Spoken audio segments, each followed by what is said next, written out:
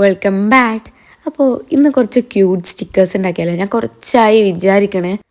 പല മെത്തേഡ്സും ട്രൈ ചെയ്ത് ലാസ്റ്റ് ഒരു സിമ്പിളായിട്ടുള്ള മെത്തേഡാണ് ഞങ്ങൾക്ക് മുമ്പിൽ കാണിക്കണേ. സോ എല്ലാവരും കൂടെ കണ്ടുനോക്കുക.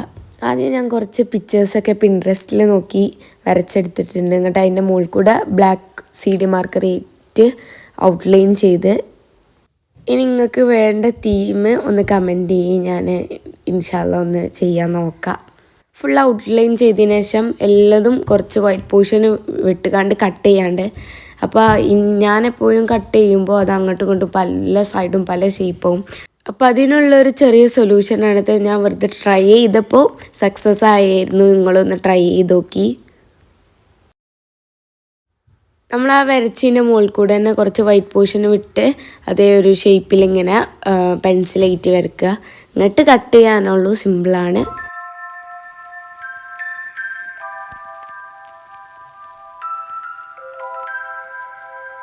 അങ്ങനെ ഫുള്ള് കട്ട് ചെയ്തെടുത്തിട്ടുണ്ട്.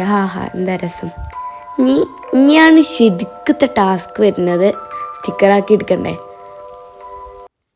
ആദ്യം ഞാനൊരു ട്രാൻസ്പെറൻറ്റ് ഷീറ്റ് ഉണ്ടാക്കാൻ പോവാണ്. നിങ്ങളുടെ അടുത്ത് ട്രാൻസ്പെറൻറ്റ് ഷീറ്റ് ഉണ്ടെങ്കിൽ അത് എടുത്താൽ മതി. എൻ്റെ അടുത്ത് ഇല്ലാത്തതുകൊണ്ടാണ് ഞാൻ ഉണ്ടാക്കണേ. ആദ്യം ഒരു ഗ്രിഡ്സ് ഉള്ള പേപ്പറിൽ പ്ലാസ്റ്റർ ഒട്ടിച്ച് കൊടുക്കുക. ഇനി ഗ്രിഡ്സ് ഇല്ലയെന്നുണ്ടെങ്കിൽ നിങ്ങൾ ഗ്രിഡ്സ് വരച്ചെടുത്താൽ മതി. അപ്പം മാക്സിമം വലിയ പ്ലാസ്റ്റർ എടുക്കാൻ ശ്രമിക്കുക. ചെറുതെടുത്താൽ കുറേ ടൈം എടുക്കും ഒട്ടിച്ചെടുക്കാൻ. രണ്ട് സൈഡിലും കുറച്ച് സ്പേസ് വിട്ടുകാണ്ട് ഒട്ടിക്കാൻ ശ്രമിക്കുക. അങ്ങനെ ഞാൻ രണ്ട് സൈഡിലും ടാപ്പ് ഒട്ടിച്ച് ട്രാൻസ്പെറൻറ്റ് ഷീറ്റ് റെഡിയാക്കി എടുത്തിട്ടുണ്ട്. ഇനി നമ്മൾ ആ വരച്ച് വെച്ച സ്റ്റിക്കേഴ്സ് ടാപ്പുമ്മിലൊക്കെ ഒട്ടിച്ച് സ്റ്റിക്കറാക്കി എടുക്കാം. അപ്പോൾ കുറച്ച് കഷ്ടപ്പാടാണ് എനിക്ക് ഈ ടൈമിൽ. ഞാൻ കുറേ ടാപ്പ് അവിടെ വെക്കാൻ നോക്കി, അവിടെ റെഡി ആവണില്ല. അങ്ങനെ എങ്ങനെയൊക്കെ ലാസ്റ്റ് റെഡിയാക്കി എടുത്ത്. ഇനി നമ്മൾ സ്റ്റിക്കർ ഒട്ടിക്കുമ്പോൾ ശ്രദ്ധിക്കണം, അത് അങ്ങോട്ട് മറിച്ച് വെച്ച് ഒട്ടിക്കണം. ഇങ്ങനെ ഈ സൈഡ് ഒട്ടിച്ചാൽ അത് ആകെ കുളമായി പോവും. ഇനി ഇത് കട്ട് ചെയ്ത് എടുക്കണം എന്ന് ആലോചിക്കുമ്പോഴാണ് സംഭവം നല്ല രസമുണ്ട്. ടാപ്പും ഒട്ടിച്ചൊക്കെ ഇനി അതേപോലെ തന്നെ കുറച്ച് പോർഷന് വിട്ടുകാണ്ട് കട്ട് ചെയ്യണം. ടാപ്പ് ആയതുകൊണ്ട് അത് അങ്ങോട്ടും ഇങ്ങോട്ടും ആവും. അപ്പോൾ നല്ലോണം ശ്രദ്ധിക്കുക. അപ്പോൾ ഒട്ടിക്കണതിന് മുമ്പ് നമ്മുടെ ക്ലോത്തുമ്മലൊക്കെ കുറച്ചൊന്ന് ഒട്ടിച്ചതിന് ശേഷം നമ്മൾ കട്ട് ചെയ്തെടുക്കുകയാണെങ്കിൽ നമുക്ക് സ്മൂത്തായി കട്ട് ചെയ്തെടുക്കാം. നമ്മൾ ഉണ്ടാക്കി വെച്ച ട്രാൻസ്പെറൻറ്റ് ഷീറ്റുമ്മലൊക്കെ ഒന്ന് ഒട്ടിച്ചെടുത്തൊക്കെ ഒന്ന് നോക്കുക. അപ്പോൾ റെഡിയാണ്, സെറ്റാണ്.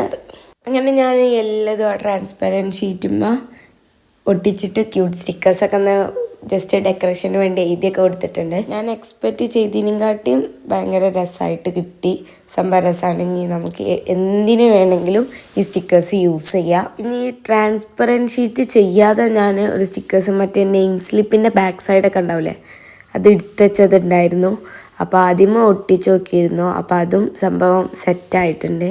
അപ്പോൾ അങ്ങനെ നിങ്ങൾക്ക് യൂസ് ചെയ്യാം. അപ്പോൾ ഇത്രയേ ഉള്ളൂ ഇന്നത്തെ വീഡിയോ. ഇഷ്ടപ്പെട്ടു എന്ന് വിചാരിക്കുന്നു. ലൈക്ക് ചെയ്യുക, ഷെയർ ചെയ്യുക, സബ്സ്ക്രൈബ് ചെയ്യുക. നിങ്ങൾക്ക് ഇനി വേണ്ട വീഡിയോ എന്താണെന്ന് കമൻറ്റ് ചെയ്യുക. സോ ഇത്രയേ ഉള്ളൂ. ബായ്.